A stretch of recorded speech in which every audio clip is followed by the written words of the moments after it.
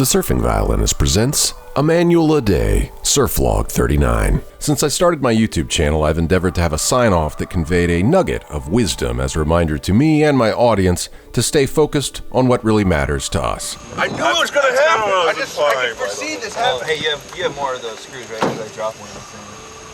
No, I didn't. Keep it creative, keep it quality, and keep it constructive, YouTube. Have a good one. When we moved to India, I exchanged quality for cross-cultural, and it's been my sign-off in vlogs relating to India and most of our family vlogs ever since. From Bangalore Comic-Con, YouTube, this is The Surfing Violinist. Until tomorrow, keep it creative, keep it cross-cultural, and keep it constructive, YouTube. Thank you very much! When I was in the process of my very confused re-entry to American life, when I was grasping at any way I could to salvage the role of YouTube and the internet in my life, Mel and I did a podcast and we would sometimes have guests. In one of these, we interviewed my cousin, Henry, whose Army training has instilled in him a discipline that has often eluded me in my free-spirited approach to projects and life in general. In one of these, he said, keep it consistent. And it's stuck with me ever since, and eventually worked its way into the sign-off for the surf vlog and the violin vlog. I said previously that since returning from India, I feel like I've been trying to put a puzzle together and I don't know where half the pieces went. And you could even say I have no idea what the puzzle is even trying to represent. But one piece I recognized quite some time ago was provided by Jerry Seinfeld in his now highly publicized bit of advice to just work on your project every day, no matter what it is, even if it's for a very short time. Last month's paddle challenge was my attempt to do that, and the consistency there helped me order my days much more effectively. In March of 2024, I'm adding violin practice to this, as well as a response to a refrain I've noticed popping up in the course of filming this. Commit to falling back. The rock to fakie is the perfect personal trial to metaphorically represent my own nightmare committing to a world that feels opposite, backwards, and uncomfortable. In a way, it's a metaphor for my re-entry culture shock. All right, so what is the way of the rock to fakie? So, kind of like a teeter-totter, just so you have that rock motion. And once you commit to rocking, then it's a slight manual back, so you don't hang up your front truck and eat it coming back.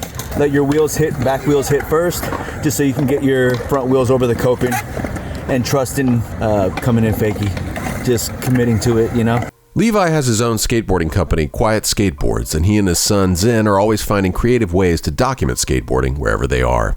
Oddly enough, the night I filmed this interview with Levi was he and his son's last day in Panama City before moving to their new home in South Florida. And even in the process of moving, they managed to work skating in. Rock to fakie, Quiet Skateboards.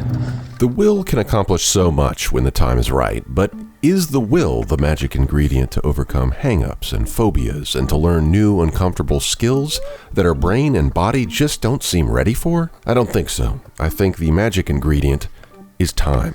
Oh, third time is the charm. My name is Mark, and I love skateboarding. And today we're talking about manuals, and we're talking about the relationship with manuals in any skateboard trick, but specifically a rock to fakie. When you're doing any trick, skateboarding, full mental capacity. You are joining left and right brain. You're making connections that maybe you normally wouldn't. You have to be completely aware of foot positioning, weight balance, centering, adjusting, and it's constant. And that's one of the best things about skateboarding.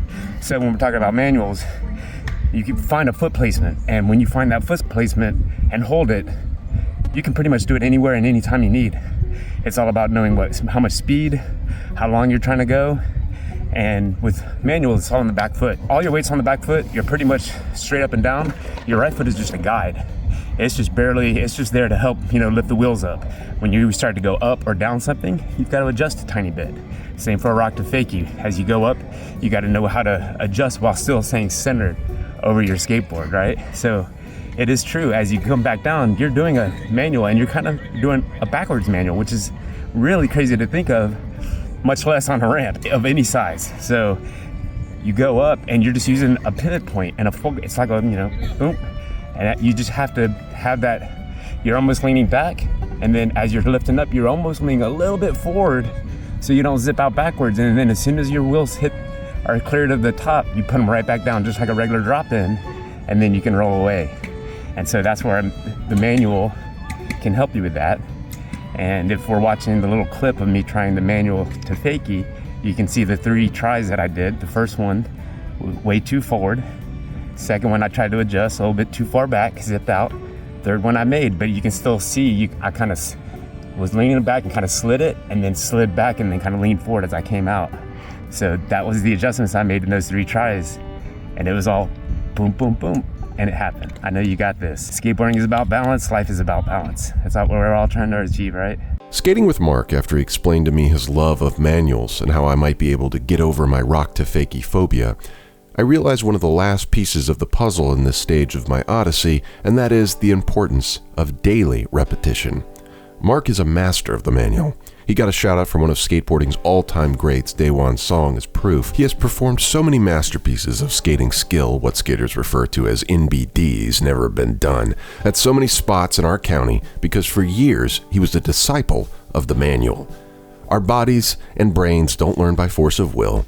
They learn by rote repetition.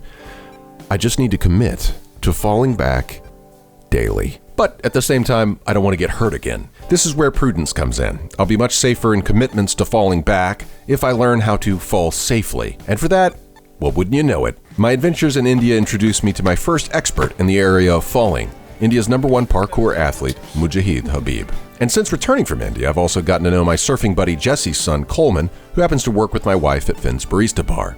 And Coleman not only outdoes me in every form of skating, he also happens to be incredibly acrobatic.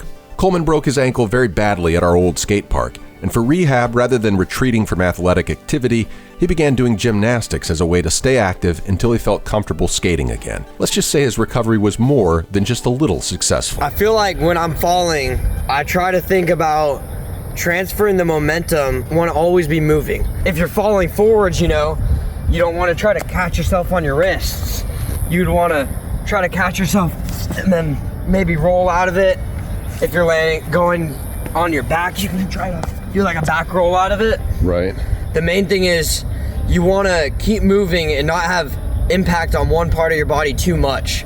And if it will hurt on some parts, but you want to try to roll through it or move through it as best as you can. And when you started out, how long after you broke your ankle did you start? It was a little while, but you were doing that way before you started skating again, right? Doing flips? Doing flips and stuff? Probably about 4 or 5 months before I started skating again. I was starting to do the flips. Right. For whatever reason, when I was learning the flips, it didn't hurt my ankle as much, but getting back into skating, it put a lot of pressure on my ankle. But right. And so you did that on grass. Is that a good starting point or Yeah, I took skills from the trampoline and then slowly moved them down to grass. And so now you're merging the two sports together. You've got front flips off of boards and trying to do some fun things. Over the bowl over there, I've done some a side flip out of it and stuff, and it's cool, do whatever you can. So I'm committed, and not just to falling back, I'm committed to a new evolution of the Surfing Violinist sign-off. Until next time, stay committed to keeping it creative, cross-cultural, constructive, and consistent.